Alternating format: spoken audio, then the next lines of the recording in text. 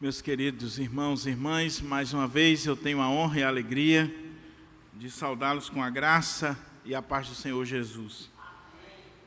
Convido a igreja para juntos abrirmos a nossa Bíblia na carta de Paulo aos Colossenses. Nós vamos ler Colossenses,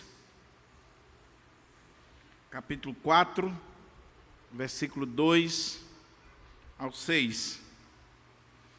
Estamos caminhando para o final desta série de exposições na carta de Paulo aos Colossenses. Acredito que mais 2 domingos nós estaremos concluindo esta série. Colossenses capítulo 4, versículo 2 ao 6. Estamos utilizando a versão Almeida Revista e Atualizada. Diz assim a palavra do Senhor: perseverai na oração, vigiando com ações de graças. Suplicai ao mesmo tempo também por nós, para que Deus nos abra porta à palavra, a fim de falarmos do mistério de Cristo, pelo qual também estou algemado, para que eu o manifeste como devo fazer. Portai-vos com sabedoria para os que são de fora, aproveitai as oportunidades.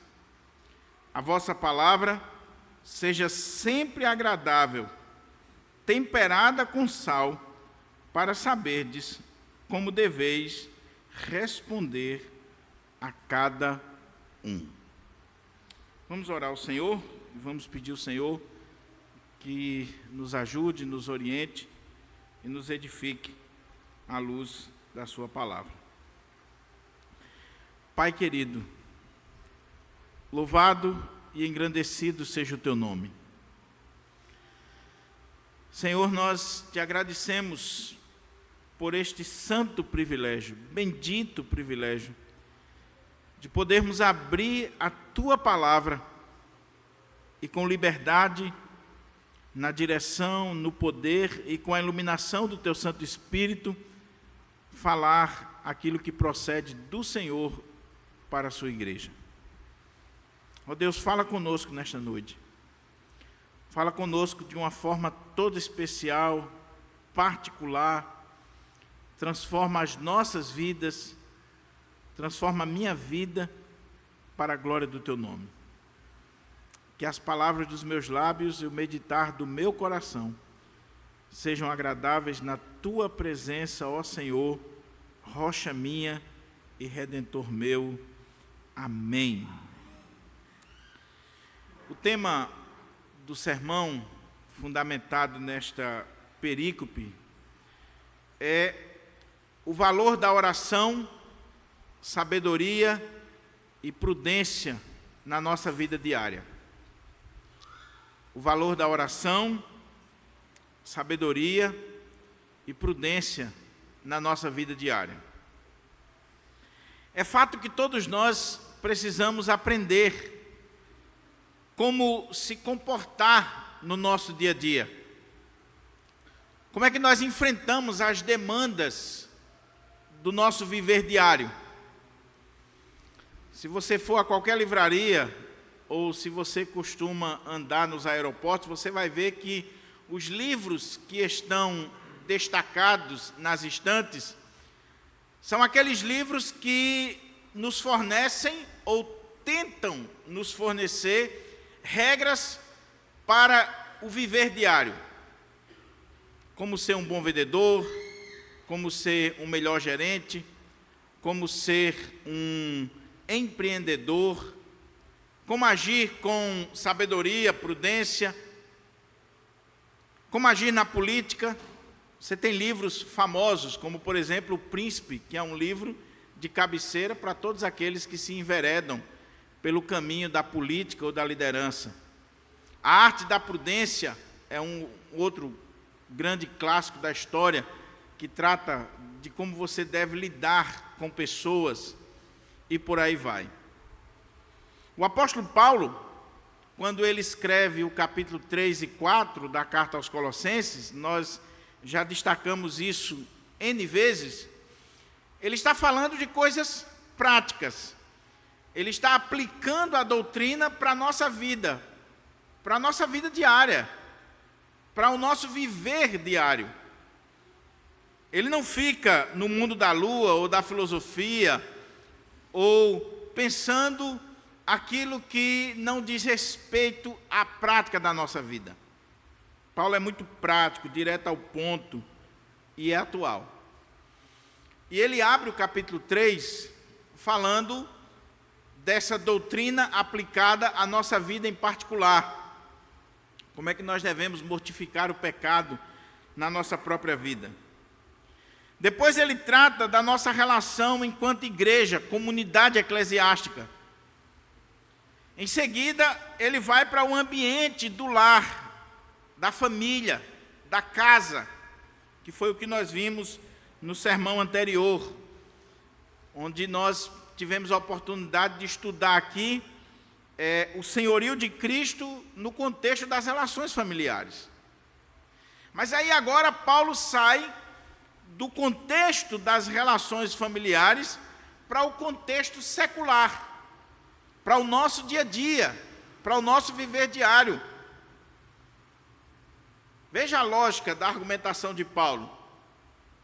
Primeiro eu sendo trabalhado, depois o contexto religioso, eclesiástico, a comunidade, o ambiente da minha casa, e agora como eu vou aplicar essa doutrina, como eu vou viver o Evangelho, o senhorio de Cristo, essa nova vida em Cristo, na comunidade que eu estou inserido de um modo geral, no contexto da comunidade, da cidade que eu estou inserido. Como é que eu lido com o dia a dia, com a minha vida no dia a dia?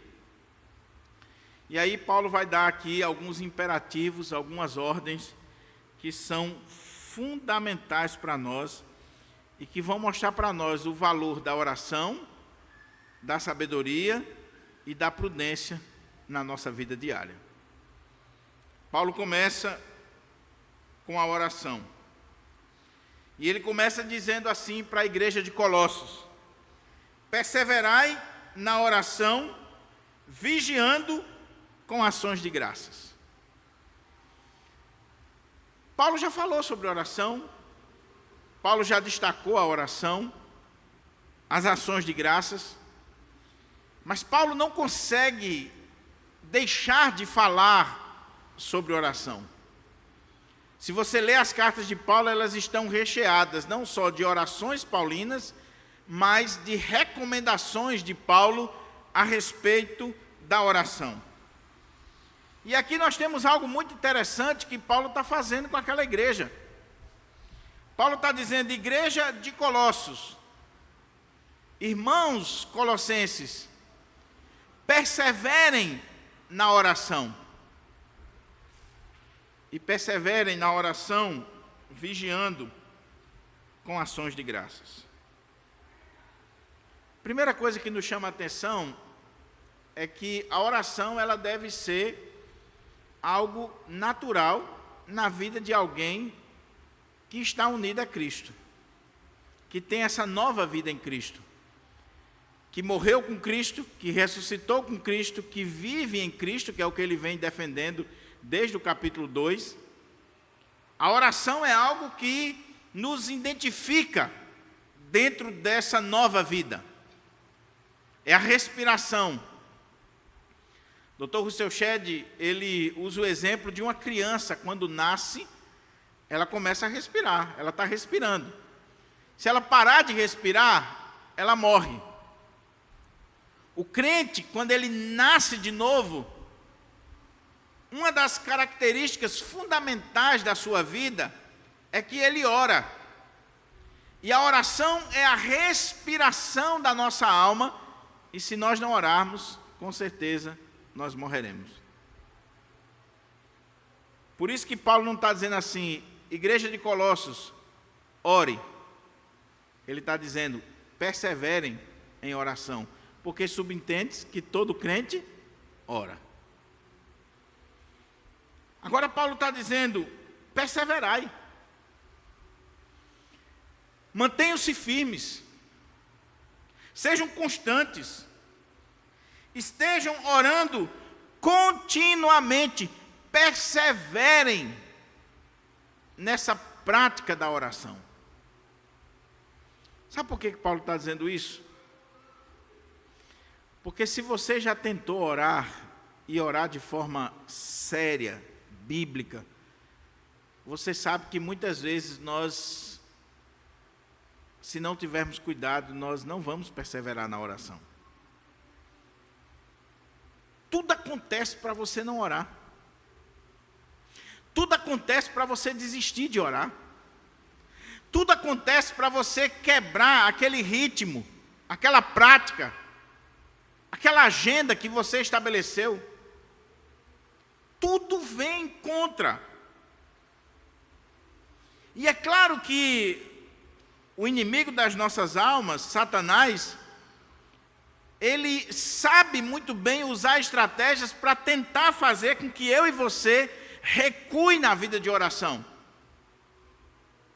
Eu estava assistindo ontem um videozinho, esses vídeos que vem aí do TikTok e tal, e interessante que veio à minha mente agora e casa direitinho com o que Paulo está dizendo aqui. Uma pessoa estava pregando e dizendo assim, algo que eu ouvi quando criança, que sempre a gente ouvia nas igrejas. O diabo, ele não está nem aí com os seus diplomas, com o seu conhecimento teológico, com o título eclesiástico que você tem. O diabo não teme quando você é alguém que carrega um anel de formatura no dedo, ou diplomas na parede, ou quantos livros você leu. Ele zomba da nossa eloquência. Agora o diabo teme sim, quando um crente está de joelhos em oração.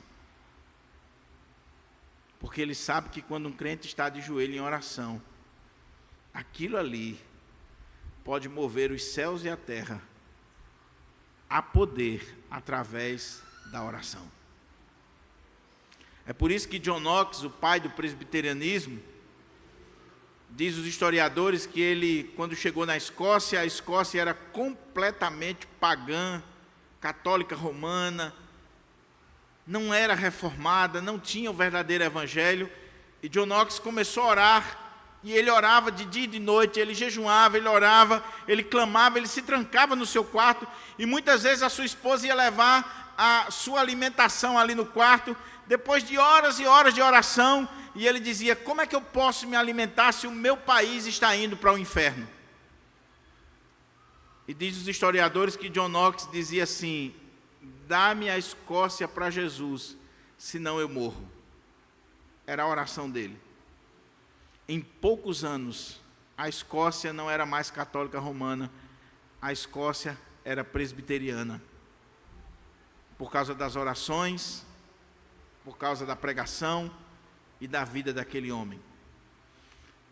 E diz os historiadores que a rainha da Inglaterra dizia, eu temo mais as orações de John Knox do que qualquer canhão apontando para a Inglaterra.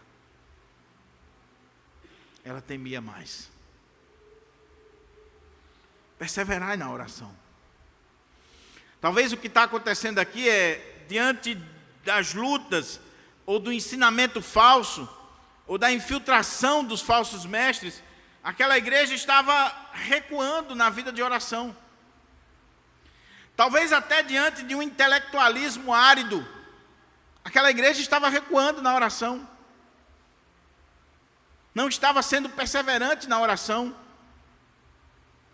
Estavam cochilando. Porque Paulo diz assim, perseverai na oração, vigiando com ações de graças. E a palavra que ele usa aqui para vigiar é não dormir. E talvez o que está na mente de Paulo, alguns comentaristas entendem, é que Paulo está lembrando dos discípulos lá na transfiguração e no jardim do Getsêmani, quando Jesus orou e eles estavam dormindo. Você já passou por isso? de você ir orar e dar sono? De você fazer um propósito com Deus, de ter uma vida de comunhão com Deus, e quando você dobra o joelho, ou quando você se senta para orar, para ler a Bíblia, vem um sono miserável. Isso não é normal, meu irmão. Tem algumas coisas que às vezes a gente acha que é normal, mas não é. Tem gente que basta iniciar a pregação que ela dorme. Agora, quando o pastor diz amém, ela desperta, ela joga bola, ela lancha, ela corre, ela brinca, tudinho. É só na hora da pregação. Ela não consegue se concentrar.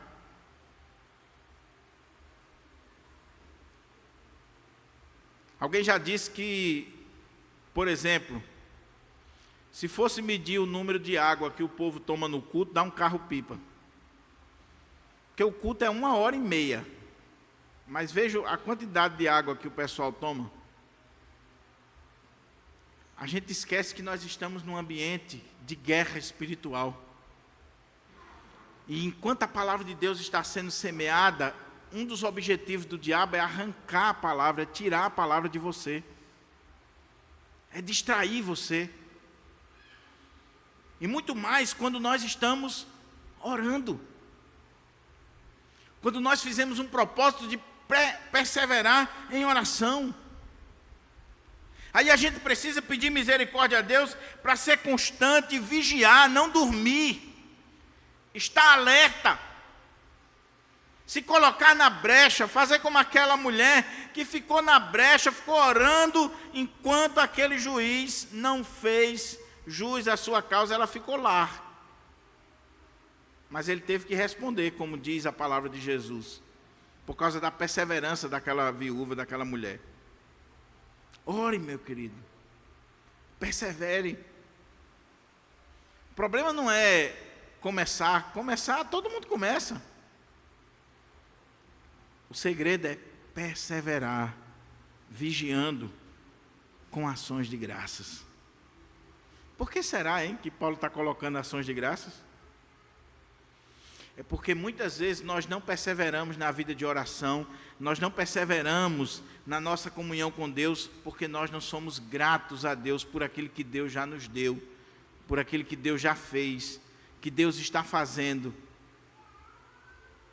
Quantas coisas Deus já nos deu, quantas respostas às orações o Senhor já nos deu, quantos livramentos, quantas bênçãos, quantos milagres, e aí isso deve rechear a nossa vida de oração e nos fazer perseverar com ações de graças. Graças te dou, Senhor, porque mesmo sendo pobre, miserável, pecador, o Senhor tem sido tão bom para comigo. Só cheguei até aqui por pura graça e misericórdia do Senhor. Cuidado com o espírito de murmuração, meu irmão, porque murmurador não ora. Murmurador não consegue ter comunhão com Deus. Não consegue perseverar na oração. Lembra do hino da harpa cristã? Em vez de murmurares, canta um hino de louvor a Deus. Jesus quer te dar a vida santa, qual noiva levar-te para os céus. Está com desejo de murmurar, meu irmão? Cante louvores de gratidão a Deus. Louve a Deus. Exalta o nome do Senhor. Sempre que eu cumprimento os irmãos, as pessoas, eu digo assim, conta uma bênção. De vez em quando eu tenho um susto, que a pessoa diz, pastor, não tem uma bênção para contar não. Tem não? Você não está vivo? Ainda não comeu hoje? Você quer começar a dar graças a Deus? Faça uma visitazinha nos hospitais.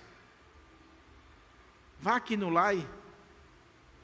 Visite alguns lugares para você ver quantas coisas você precisa parar para refletir e dizer, graças te dou, Senhor. Graças te dou. Perseverai na oração, vigiando, estando alerta, não cochilando, não dormindo, perseverando com ações de graças. Meu querido irmão, minha querida irmã, não esqueça disso. Satanás não dorme. E o propósito dele é destruir a minha e a sua vida, o meu lar, o seu lar. É destruir você, é destruir seu casamento. Ah, pastor, mas está tudo bom, está tudo de vento em popa. Meu irmão, ore, persevere. Está tudo dando errado, ore. Quando Paulo diz assim, orai sem cessar, ou persevere na oração, é orar em toda e qualquer circunstância. Nos momentos bons, nos momentos ruins, é orar no templo, é orar em casa, orar no trabalho, orar no trânsito, é viver em atitude de oração, é viver na presença do Senhor. Paulo estava preso, mas ele orava. E Paulo está dizendo para aquela igreja de Colossos, perseverai na oração, vigiando com ações de graças. E como eu disse para você, o contexto aqui é fora, extramuros. O contexto aqui é exatamente fora do lar. Ele está falando desse ambiente fora do lar. Então, meu querido irmão, minha querida irmã, você vai sair para o trabalho de manhã, você vai enfrentar o trânsito, enfrentar essa vida louca. Por favor, não saia sem antes orar. Vá dirigindo seu carro e vá perseverando em oração. Vá buscando a presença de Deus. Vá repreendendo a ação do inimigo. Lembre-se que você está em guerra diuturnamente. Perseverai na oração, vigiando com ações de graças. Aí, como ele acabou de falar da oração na vida da igreja, na vida dos servos de Deus, e como eu disse, subentende-se que os crentes oram, e oram com perseverança, enfrentam qualquer tipo de desânimo à oração. Paulo diz, suplicai ao mesmo tempo também por nós. Suplique por nós. Paulo diz, igreja de Colossos, eu sei que vocês oram, e eu quero que vocês perseverem em oração, que vocês vigiem em oração, que vocês tenham ações de graças. E além disso, quando vocês estiverem orando, supliquem também por nós. Supliquem por mim. Supliquem por aqueles que estão envolvidos na obra do Senhor, no trabalho do Senhor. Paulo pede oração. Meu querido irmão, minha querida irmã, como é importante nós suplicarmos a oração do povo de Deus. Nós reconhecemos a importância de suplicar à igreja, ao povo de Deus, que ore por nós, que fale com Deus em nosso favor. Eu sei que muitas vezes nós não fazemos isso porque a gente tem medo de virar fofoca. Porque às vezes um pedido de oração vira fofoca. Nós não vamos tapar o sol com a peneira. Mas não é porque alguns usam de forma errada que o princípio não esteja correto. Existe um princípio sim. Se você está precisando de oração, você deve pedir aos seus irmãos que orem por você. Se você pode abrir o coração e dizer a causa, dizer o que está lhe incomodando, quais são os seus objetivos, amém. Se não, diga só isso, irmão, ore por mim. Igreja do Senhor, ore por mim, intercedam por mim. Nós precisamos lembrar que muito pode, por sua eficácia, a súplica do justo, a oração da igreja, do povo de Deus, faz diferença sim, faz diferença. E veja que Paulo está preso, e ele está clamando à igreja de Colossos. Igreja de Colossos, como igreja de Deus, vocês oram. E quando vocês estiverem orando, sejam perseverantes. Vigiem. E eu tenho um pedido a fazer a vocês. Supliquem por mim. Clamem por mim. Intercedam por mim. Diante de Deus. Que humildade desse homem. Que coração. Que postura. É o apóstolo Paulo. Não, pastor, não gosto de pedir oração não, porque é sinal de fraqueza. Não gosto de pedir oração não, porque o povo vai achar que eu estou com algum problema, alguma coisa. É Paulo, o apóstolo Paulo, que está pedindo oração. E não só oração, ele está dizendo assim, suplicai. É súplica. Suplicai ao mesmo tempo também por mim, ou por nós. Agora, um ponto interessante, meus irmãos, e é claro que Paulo não está aqui gastando tinta, Paulo não está aqui enchendo linguiça. Cada palavra aqui foi direcionada pelo Espírito Santo de Deus. É muito interessante a gente ver aqui qual é o pedido de Paulo. Porque, preste atenção nas nossas orações, ou nos nossos pedidos em particular. Tem gente que gosta de pedir oração. E preste atenção aos pedidos. Agora imagina aí, irmã Maria, Paulo está preso. Essa é uma das cartas da prisão. E aí você recebe de Paulo um pedido de oração. Qual seria a primeira coisa que nós imaginaríamos que Paulo iria pedir para a igreja orar? Hein? Para ele ser solto. Para ele ser liberto. Primeira coisa que poderia vir à mente dele era: orem para que eu seja livre dessa cadeia. Mas veja o que Paulo está dizendo aqui. Olhe para o texto. Suplicai ao mesmo tempo também por nós, para que Deus nos abra porta à palavra, a fim de falarmos do mistério de Cristo, pelo qual também estou algemado, para que eu o manifeste como devo fazer. Não é interessante? Já pensou que coisa extraordinária? O pedido de Paulo tem a ver com a proclamação, com o avanço do Evangelho, a pregação da palavra de Deus. O pedido de Paulo não tem a ver pura e simplesmente com uma preocupação pessoal, relacionada a si mesmo, ao seu bem-estar.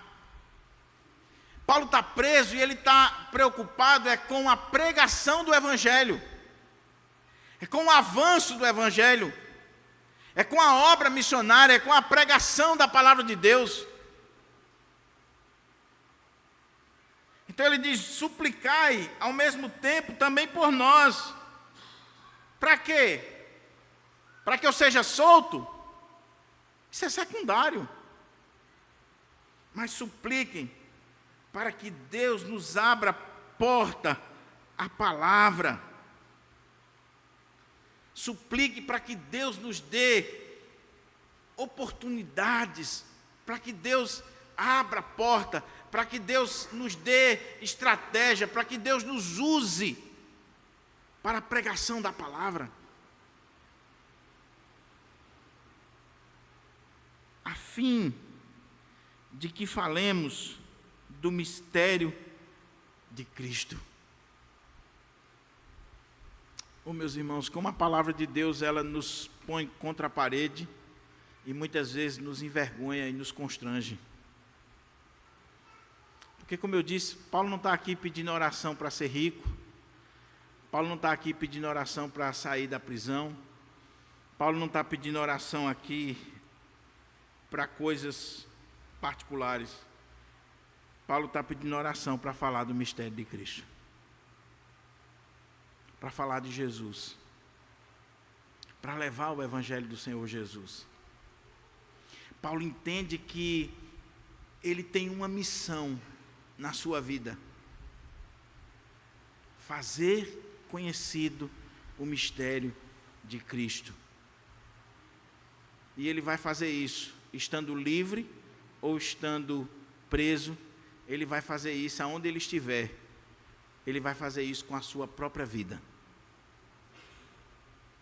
Será que nós temos essa consciência? Será que nós temos essa visão?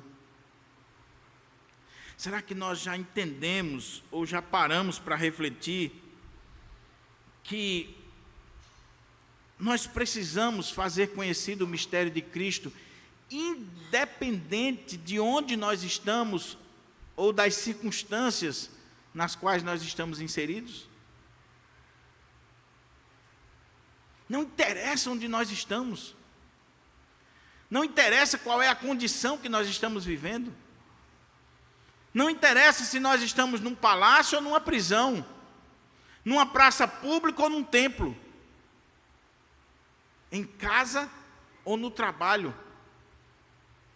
Se você nasceu de novo, se você morreu com Cristo, ressuscitou com Cristo e tem uma nova vida em Cristo, Paulo está dizendo que você, assim como ele, deve fazer conhecido o mistério de Cristo.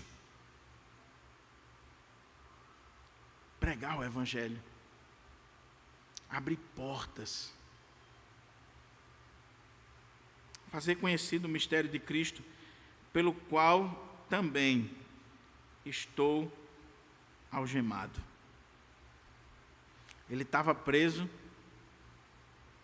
não era por se meter em questões alheias, não era por ser desonesto, ele estava preso aqui por causa do evangelho de Cristo Jesus. Eu estava lendo um comentarista desse texto e ele disse assim: será que nós temos consciência de que nós precisamos utilizar o nosso trabalho, a nossa vocação, a nossa vida para fazer conhecido o mistério de Cristo?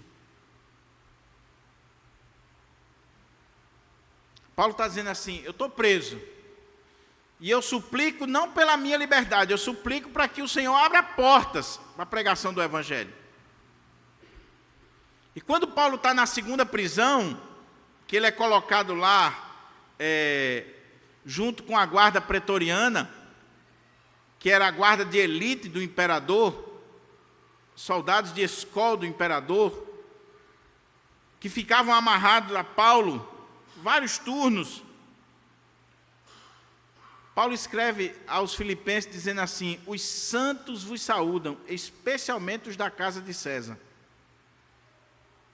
Porque ficava ali um soldado amarrado com ele, e Paulo pregava o evangelho para o soldado, pregava o evangelho para aquelas pessoas. Ele estava dentro ali do palácio, ligado ao imperador, e ele conseguiu evangelizar, que tinha crente dentro da casa do imperador, e a guarda pretoriana foi evangelizada por Paulo.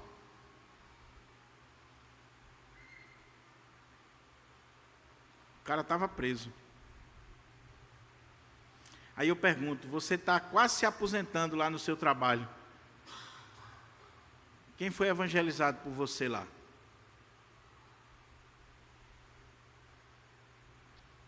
As pessoas que convivem com você no dia a dia. Você tem orado a Deus e pedido portas abertas para pregar o evangelho? Sabedoria, que a gente vai ver aqui na frente. É preciso ter sabedoria, ter prudência, saber como se comportar, como agir, a palavra certa. Mas Paulo está dizendo que ele ora por portas abertas para fazer conhecido o mistério de Cristo. Irmãos, por que a igreja evangélica brasileira cresceu e hoje ela está praticamente paralisada, estagnou? Porque os nossos pais, a geração mais antiga, tinha essa visão evangelística, tinha essa visão de pedir a Deus portas. Senhor, abre portas para que eu pregue o evangelho aqui. Senhor, me dá uma estratégia. Senhor, faz alguma coisa aqui para que eu possa levar a tua palavra, levar o teu evangelho. Mas hoje não. Nós estamos preocupados com o nosso bem-estar. E eu não estou dizendo que seja errado você estar preocupado com o seu bem-estar, não. Com o seu desenvolvimento pessoal, com a sua profissão, com a sua carreira. Agora, o que é preocupante é se em nenhum momento passa na sua cabeça isso aqui, que você foi chamado também, como Paulo, para fazer conhecido o mistério de Cristo.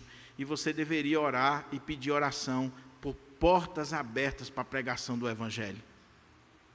Portas abertas.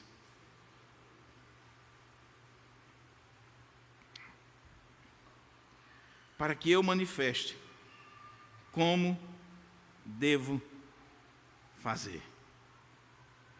Como devo fazer? Eu sou pastor há mais de 10 anos. Somando o tempo de missionário, então o tempo não ordenado com a ordenação, mais de 20 anos. Poucas vezes eu vi alguém pedir oração por portas abertas para o evangelho. Poucas vezes. E quando você vê, é no contexto de uma reunião missionária, de um culto missionário, de um congresso. Mas no dia a dia é muito raro você ver alguém dizendo assim: ora por mim, suplica por mim, para que Deus me dê portas abertas para eu falar do mistério de Cristo. É muito raro. Agora, pastor, ora para eu passar no concurso. Pastor, ora para trocar de carro, que eu estou vendendo um apartamento. Ora por isso, ora por aquilo, por saúde. Coisas legítimas, não estou dizendo que não seja legítima, não. O que eu estou dizendo é que raras vezes alguém chegou e disse assim: eu queria pedir a oração da igreja, a súplica da igreja, por portas abertas para falar do mistério de Cristo. Que Deus nos dê essa consciência. Que Deus trabalhe o nosso coração nesse aspecto. Paulo está trabalhando essa questão do valor da oração na nossa vida diária. Oração por nós mesmos, pela nossa família, pela igreja, pelo trabalho missionário, pela obra de Deus, por portas abertas, para que Deus repreenda a ação do inimigo, para que Deus levante pessoas para fazer sua obra, para que Deus guarde pastores, missionários, evangelistas, líderes. Você tem orado por isso? Você ora por missionários? Você ora por países que ainda não foram alcançados pelo evangelho? Você ora por regiões, pessoas, comunidades que ainda não receberam o verdadeiro evangelho? Por portas abertas. Aí Paulo sai da questão da oração e ele diz assim: portai-vos com sabedoria para com os que são de fora. Aproveitai as oportunidades. Porque veja bem, meus irmãos, Paulo está instruindo aquela igreja como viver a vida diária. Ele já trabalhou a questão do ambiente da igreja e do lar. Agora ele está mostrando como é que nós vamos viver lá fora. Lá no mundão, onde os pecadores estão. E primeiro nós nos preparamos em oração. Nós buscamos a graça, a misericórdia, o poder de Deus em oração. Perseveramos em oração. Clamamos em oração. Vencemos a batalha antes de sair no quarto, no secreto, diante de Deus. E uma vez feito isso, portai-vos com sabedoria para com os que são de fora.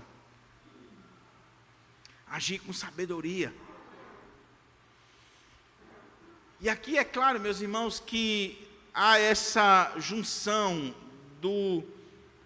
da mente paulina inspirada pelo Espírito Santo. Eu preciso orar, eu preciso clamar a Deus, eu preciso dobrar os joelhos diante de Deus e perseverar nisso. Mas eu não posso agir de forma ingênua lá fora. Eu tenho que pedir a Deus sabedoria. E sabedoria vem através da oração, como diz Tiago, e vem através da leitura da palavra de Deus, que vai me instruir como eu devo me comportar. Como eu vou viver em todos os ambientes, setores. E Paulo diz, olha, portem-se, igreja de Colossos, vocês estão vivendo numa comunidade, num contexto pagão.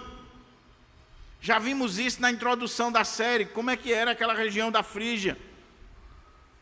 Religiões de mistérios, paganismo, um judaísmo completamente distorcido, gnosticismo incipiente, heresias crassando ali naquela comunidade, naquela cidade. Religiões esotéricas, filosofias, pensamentos contrários à palavra de Deus. Gente de todo mundo circulava ali naquela região. E Paulo diz, vocês devem portar-se ou comportar-se com sabedoria. Não pode agir de qualquer jeito. E sabedoria, principalmente para os que são de fora. Eu falei aqui de você pregar o evangelho no seu ambiente de trabalho, mas você precisa pedir a Deus sabedoria para fazer isso. É sabedoria. É pedir a Deus a estratégia certa. É pedir a Deus que abra uma porta, que dê um caminho. E aí, quando Deus abrir a porta e você entender que aquilo ali é de Deus, você vai aproveitar. Eu vou dar um exemplo para você. Alguns anos atrás, eu fui convidado para dar uma palestra no TRE aqui em Natal. E era num culto. Havia uma portaria que não podia ter culto. Mas a diretora-geral, ela pedia a Deus já há alguns anos uma porta aberta ali. E faleceu um servidor, um funcionário do TRE. E era muito querido. E houve uma comoção geral. A família daquele funcionário estava muito abatida. E aí houve um clamor geral para que fosse feito um culto. Ali fosse pregada a palavra de Deus e levado um consolo, não só para a família, mas para os funcionários.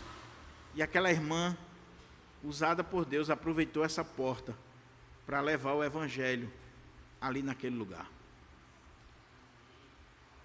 Sabedoria. Aí Paulo diz assim, aproveitar as oportunidades. Eu peço a Deus sabedoria, esse olhar para a vida com o olhar de Deus. Eu peço a Deus essa porta aberta e eu vou agir de forma sábia, de forma prudente. E eu não vou deixar passar uma oportunidade para falar de Jesus. A palavra que ele usa aqui para aproveitar a oportunidade, essa palavra vem do contexto do comércio. E quem é comerciante sabe, você precisa ter sabedoria para entender o contexto do momento, a onda do momento. E surgiu a oportunidade, você abraça, porque a oportunidade vem e vai. Alguém já disse que a oportunidade é como um cavalo selado, só passa uma vez na sua frente. E o comerciante, esperto, sábio, surgiu a oportunidade de um investimento, e ele tem sabedoria, ele tem expertise naquela área ali, ele aproveita aquela oportunidade, e muitas vezes é aquilo ali que mudou a vida dele, a história dele. Paulo está dizendo, olha, assim como os comerciantes, assim como aqueles que lidam com o comércio, eles procuram conhecer da sua área, eles procuram agir com sabedoria, com prudência e aproveitar cada oportunidade, vocês também ajam com sabedoria, não seja imprudente, não seja aquele que vai chegar amanhã no trabalho, o pastor disse que eu tenho que pregar o evangelho no trabalho, então, olha, no horário de trabalho, está lendo a Bíblia, está pregando, está cantando o hino. Não, meu irmão, naquele horário você tem que trabalhar, porque senão você vai levar as contas para casa.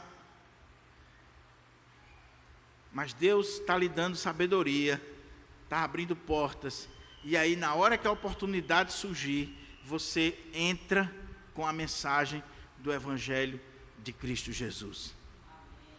Às vezes é um colega de trabalho que chegou e abriu o coração para você, que pediu uma oração. Às vezes é uma comemoração ali, uma festa do trabalho, e você está presente e de repente abre o espaço para você dar uma palavrinha de 10 minutos. Não precisa fazer um sermão, não precisa sapatear, falar língua estranha, cantar um hino do inário da harpa. Não, uma palavrinha, às vezes 10, 5 minutos, com sabedoria, com objetividade, você leva o Evangelho.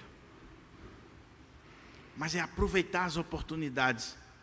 Quantas oportunidades Deus nos dá durante o dia para falar de Jesus, durante o mês, e muitas vezes nós não aproveitamos, porque nós não estamos com a mente programada para isso.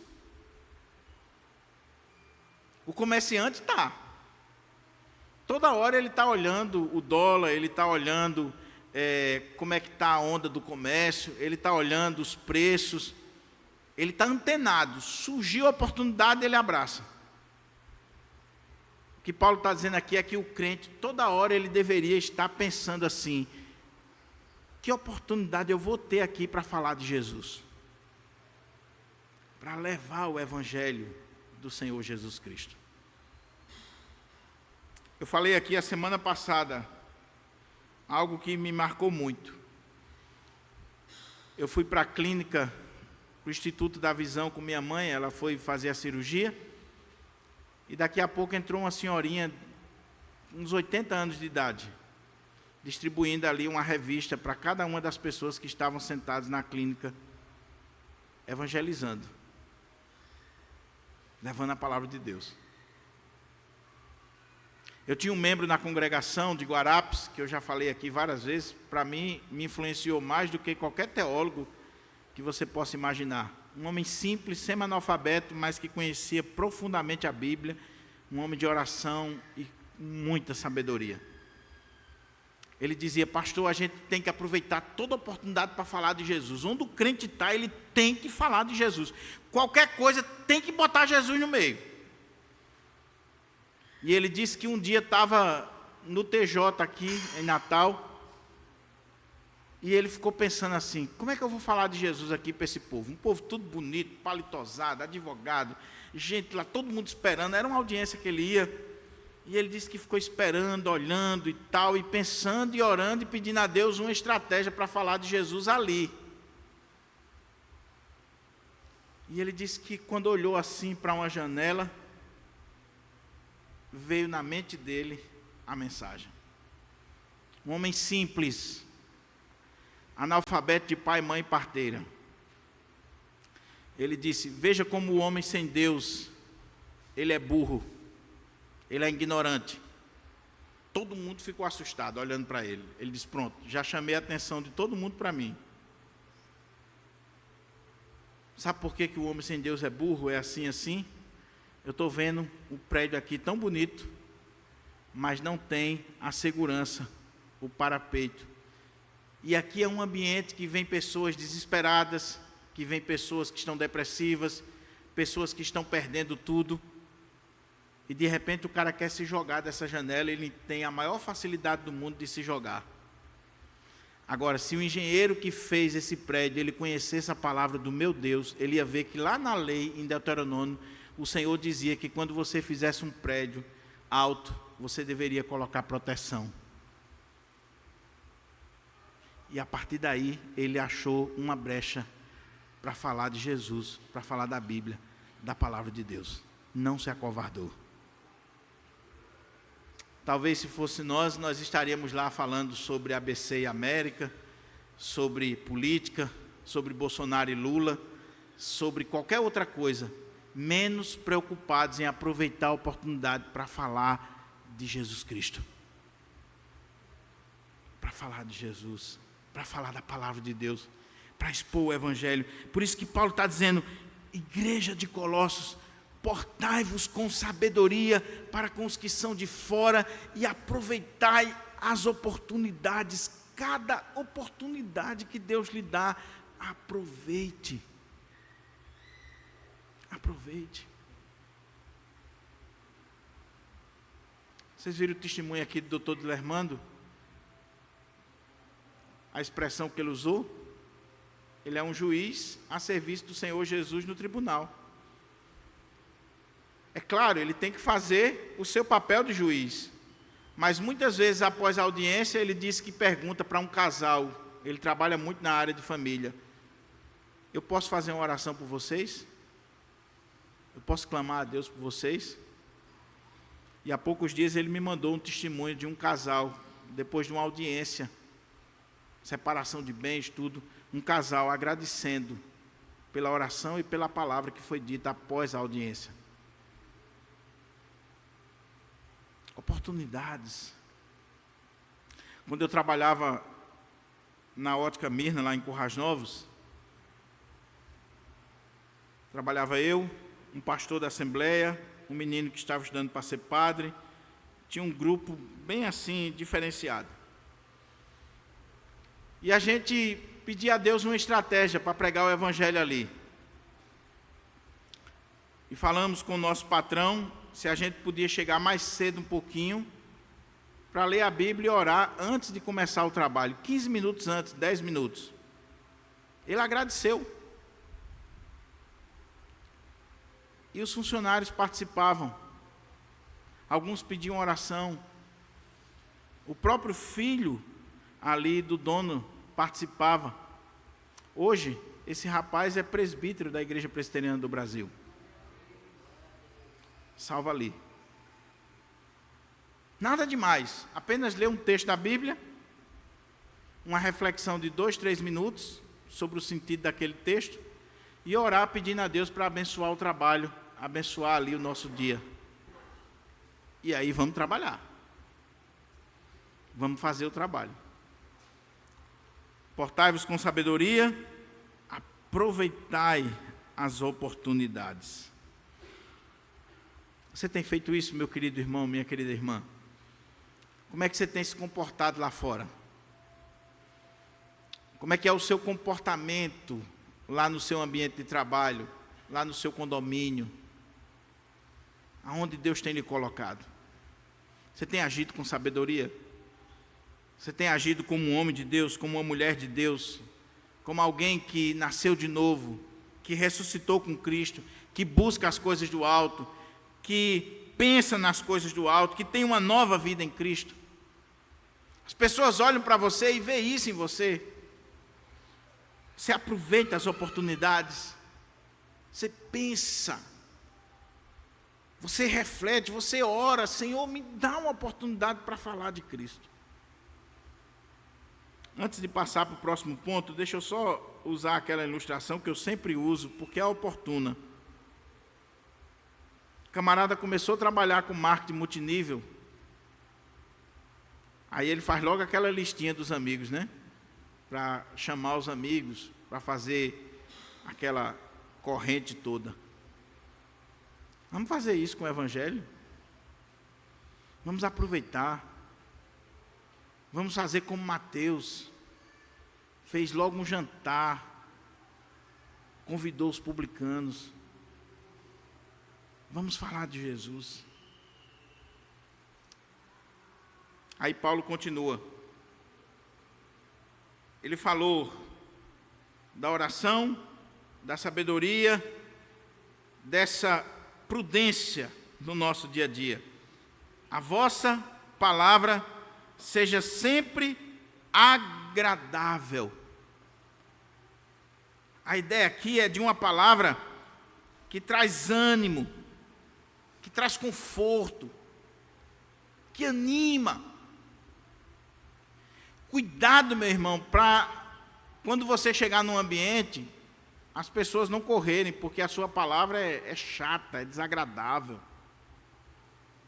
Você é aquele religioso rabugento, que ninguém quer estar perto, porque só fala de forma desagradável, julgando as pessoas, apontando as pessoas. Não é assim. Ele está dizendo: tenha sabedoria, aproveite as oportunidades e que a vossa palavra seja sempre agradável. Uma palavra boa.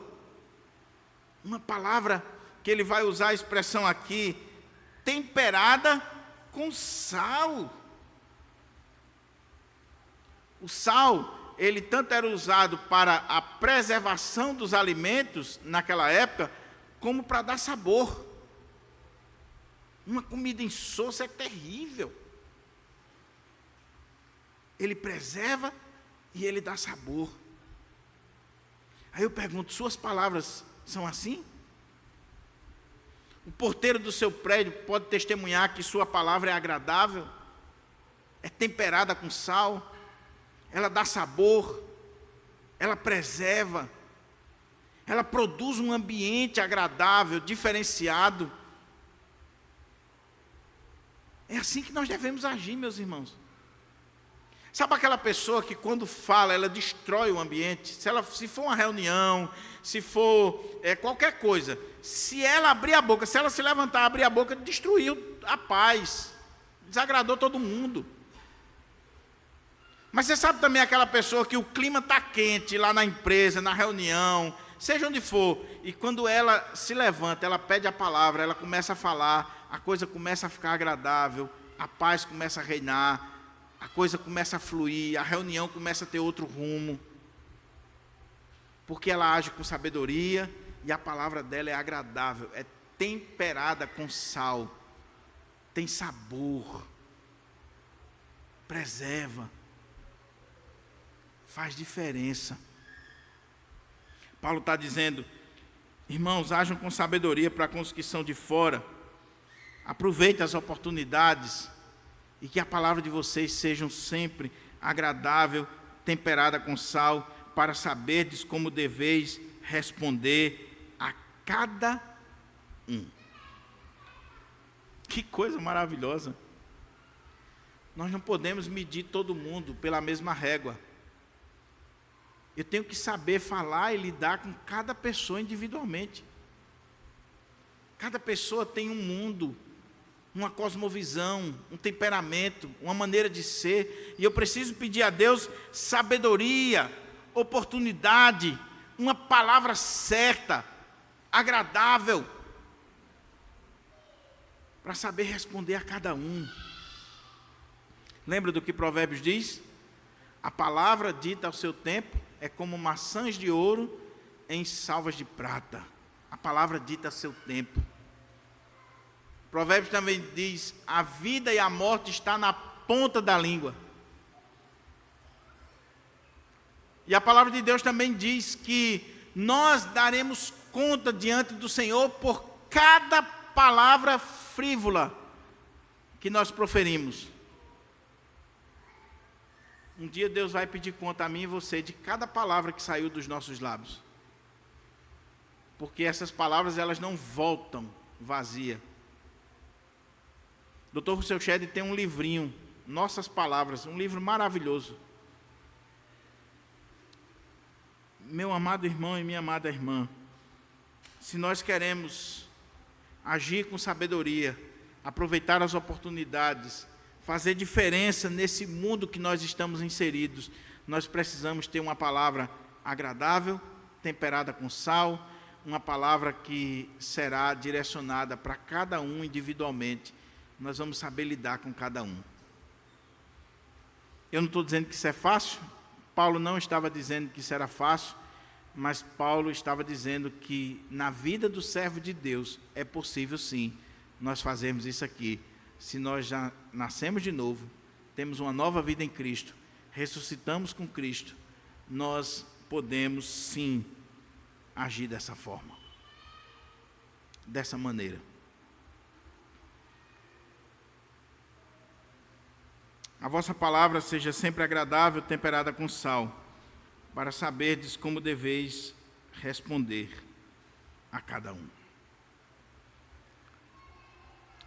Que Deus nos ajude a entendermos o valor, primeiro, da oração. Tudo começa com a oração. Se você não for um homem de oração, uma mulher de oração, as outras coisas não vão acontecer. Tudo começa com a oração. Então, primeiro, o valor da oração. Comece a acertar a sua vida com Deus hoje. Restaure o altar da sua vida. Restaure a comunhão com o Senhor. Restaure a presença de Deus no seu coração. E persevere, vigie, não durma, esteja alerta na presença do Senhor. Segundo, o valor da sabedoria.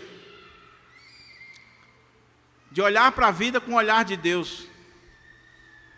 De pedir a Deus a capacidade de enxergar as oportunidades e as portas abertas que Deus coloca diante de nós, sobretudo para o avanço do Evangelho, para a proclamação do Evangelho.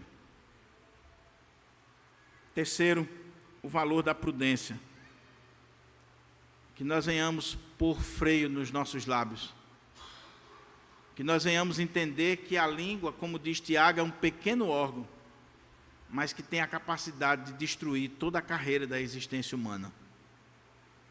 Ela é fogo, ela é carregada de veneno mortífero, e ela pode destruir você, pode destruir a mim. E o que é mais terrível é que Tiago diz, de uma mesma língua não pode sair bênção e maldição.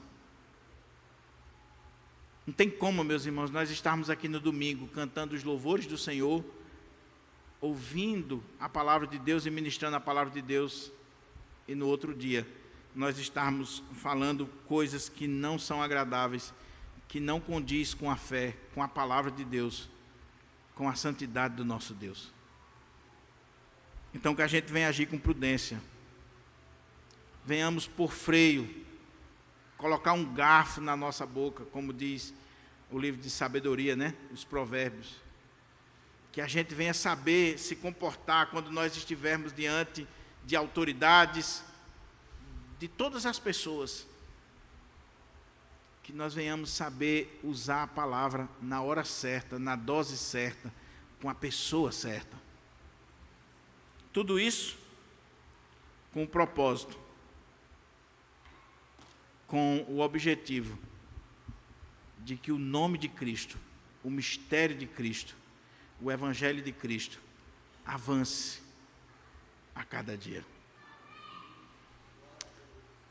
Que o Senhor aplique a palavra no nosso coração e que nós venhamos sair daqui nesta noite pensando, refletindo sobre a vida de Paulo, sobre as suas recomendações, os princípios que ele está colocando e dizendo, Senhor, me dá a graça de aplicar isso aqui na minha vida, no ambiente do meu lar, do meu trabalho, aonde o Senhor me levar. Eu termino com uma frase que um amigo meu lá de Currais Novos, Ayrton, que eu chamo Nanã, ele sempre diz, ele me chama de Chico, e ele diz assim, Chico, toda pessoa que cruza o nosso caminho, é Deus nos dando a oportunidade para falar de Jesus. E nós não podemos permitir que ela saia sem ouvir o Evangelho. Não podemos permitir.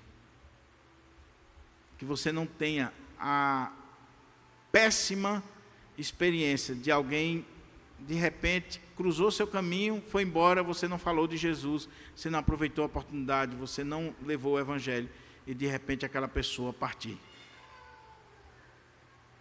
Uma vez eu estava na porta da minha casa lá em Guarapes, e uma pessoa passou, mudando, e ele disse assim: pastor, o senhor poderia orar por mim? Eu estou sentindo uma coisa tão estranha. E eu disse: posso. Mas antes eu poderia dar uma palavra para você? Pode, pastor. E eu preguei para ele, falei de Jesus, falei do evangelho, pedi para ele entregar a vida a Jesus e orei por ele. E ele disse: pastor, eu vou para casa refletindo nisso. Poucas horas depois, esse camarada foi morto. Parece que ele estava adivinhando, ele estava sentindo o que poderia acontecer. Mas se eu não tivesse orado naquela noite por ele, se eu não tivesse trazido a palavra para ele, se eu tivesse usado qualquer desculpa para não abrir o portão da minha casa e ir lá fora falar com a pessoa, como é que estaria a minha mente hoje, o meu coração hoje? Que Deus nos ajude a aproveitar as oportunidades. Vamos ficar de pé para a gente orar?